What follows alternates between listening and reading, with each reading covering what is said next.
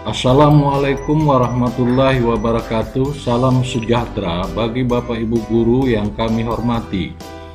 Pada kesempatan kali ini, kami dari tim Klinik Mutu Yayasan Kusuma Harapan Bangsa akan menyampaikan materi dengan judul Instrumen Penilaian Proses atau Formative Assessment.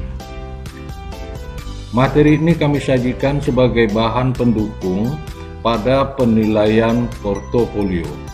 Baiklah Bapak dan Ibu guru sekalian, mari kita simak dan kita ikuti bersama tutorial berikut ini. Jenis yang pertama adalah observasi atau pengamatan. Observasi dapat digunakan untuk mengetahui apa yang sudah atau yang belum dikuasai peserta didik sebagai refleksi bagi pendidik.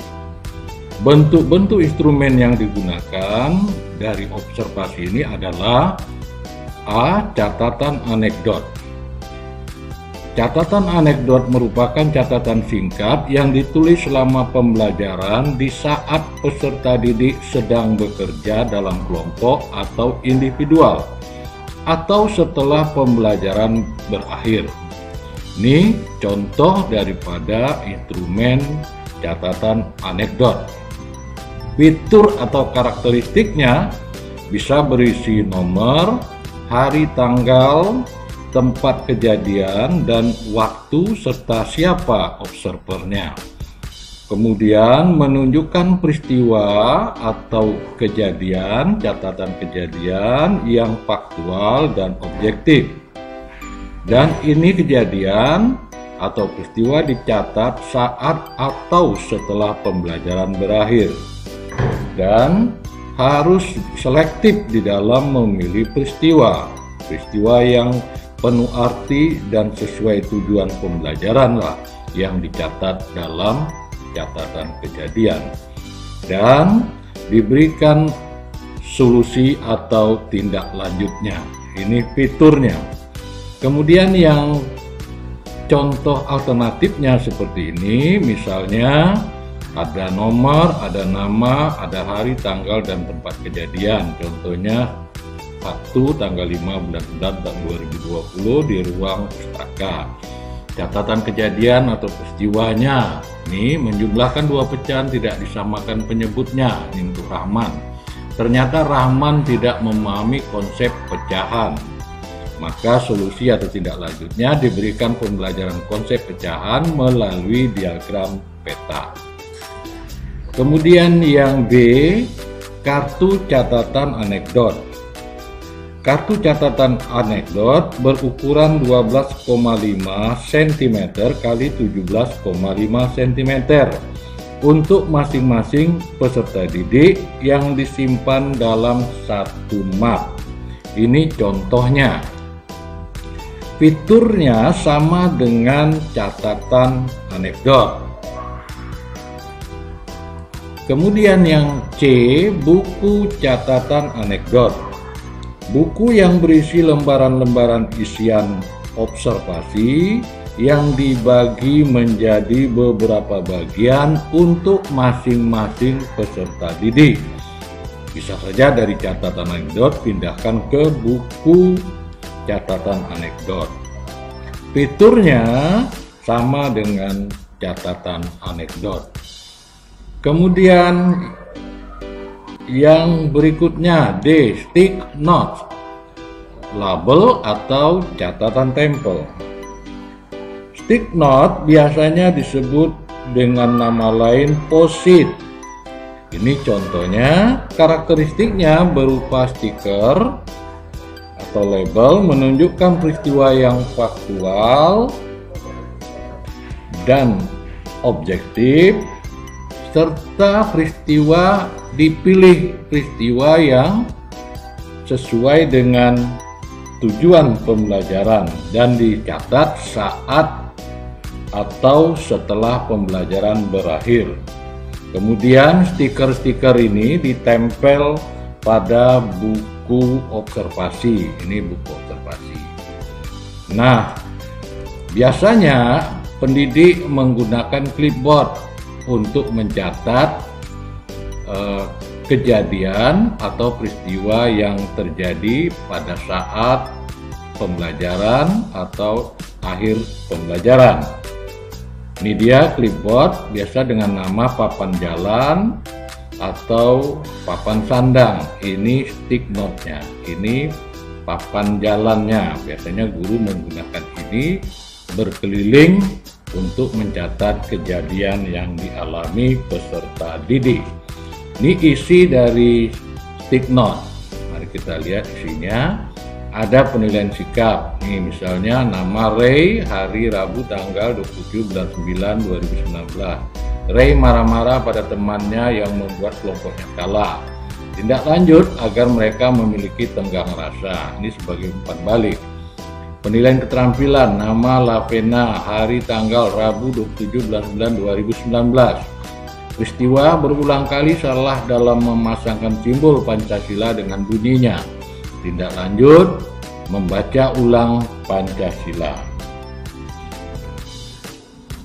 Kemudian, lembar catatan belajar peserta didik. Bentuk-bentuk instrumennya terdiri dari A. Lembar refleksi.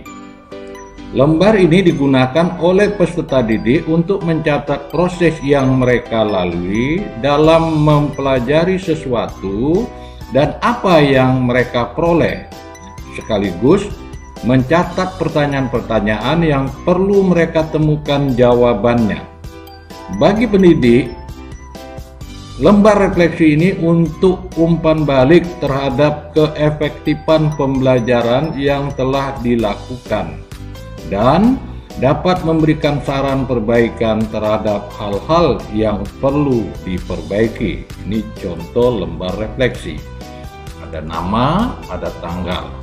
Apa saja yang telah kamu pelajari, apa yang paling kamu kuasai, bagaimana caramu belajar untuk menguasai bab ini, dan seterusnya.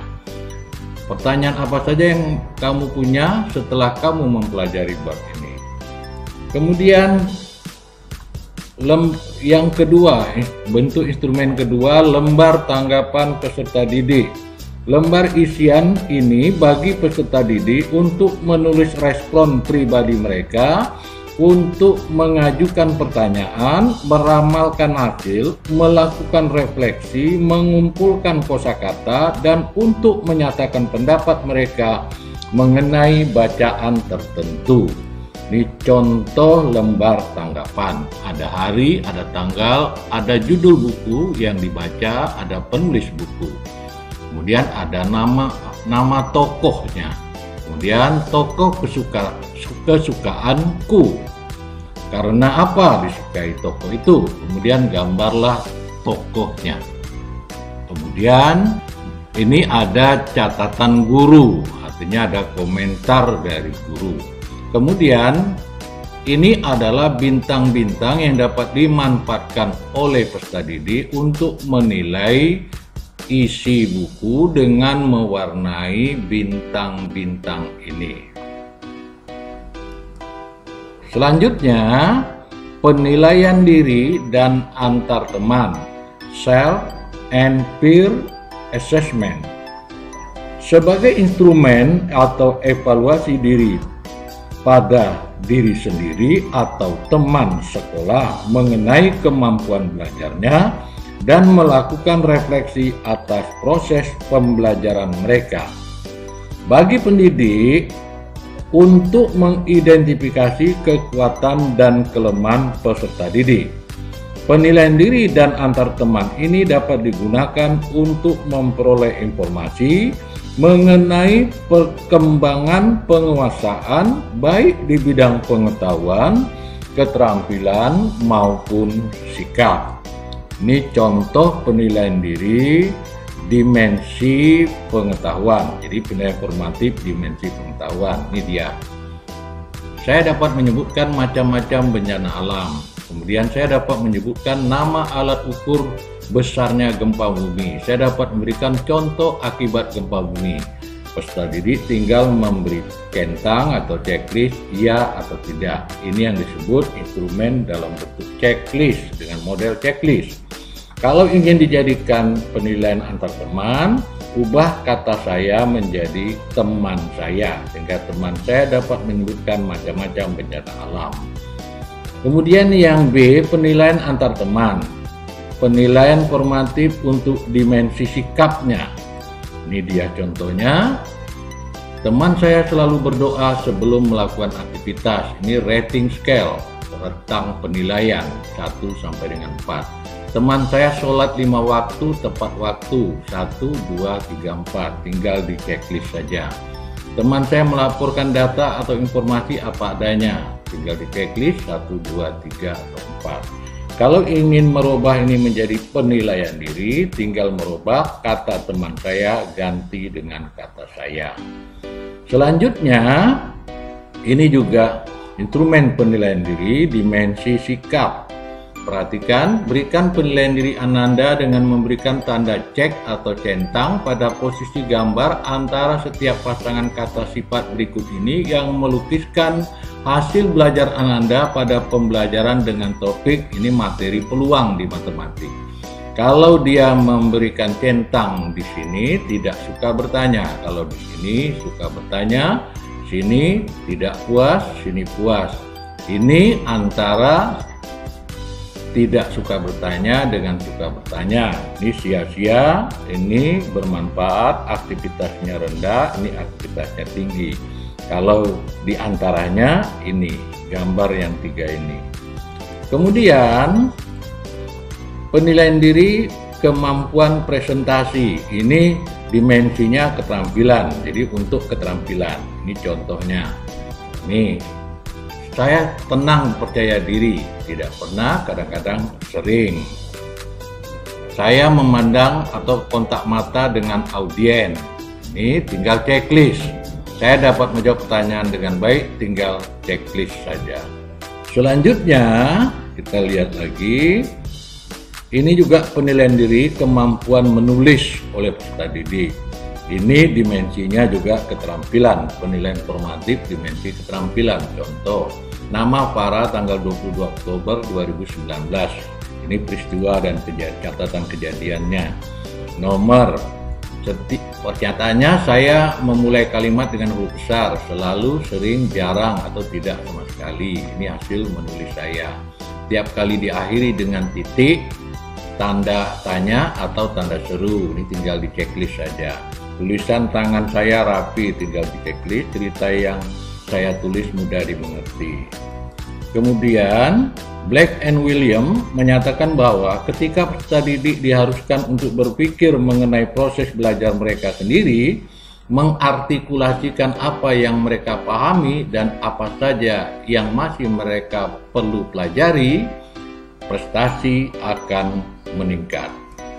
Selanjutnya, kita lihat lagi contoh catatan siswa tentang menulis. Nah, ini yang jurnalnya. Nama Fauzan, mata pelajaran Bahasa Indonesia, tanggal 13 Agustus 2019. Ini isinya. Minggu lalu di kelas dibahas tentang bagaimana menulis yang baik, yang dapat mudah dimengerti, dan cara bahasa juga benar. Tadinya saya pikir menulis itu ya langsung menulis saja. Namun tampaknya ketika menulis yang perlu diperhatikan dulu apa yang mau ditulis, tujuan nulis itu apa, siapa pembaca tulisan itu juga perlu diperhatikan. Jadi topik yang sama untuk pembaca yang berbeda mungkin juga berbeda.